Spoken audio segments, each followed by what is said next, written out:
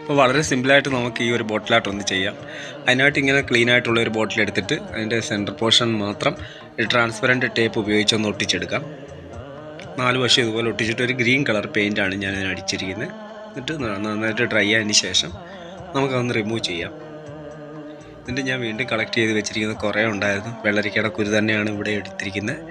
ഇതിൻ്റെ ഈ ട്രാൻസ്പെറൻറ്റ് ഭാഗത്തായിട്ട് എൻ്റെ കോർണറിലായിട്ട് ഒരു പൂവിൻ്റെ ഷേപ്പിൽ ഞാൻ ഇതുപോലെ കുറച്ച് പൂക്കൾ പലയിടത്തായിട്ട് ഇങ്ങനെ ഒന്ന് ഒട്ടിച്ചെടുത്തിട്ടുണ്ട്. അപ്പോൾ ഞാനിതിനോട്ട് ഒട്ടും കളറൊന്നും ചേർത്തിട്ടില്ല.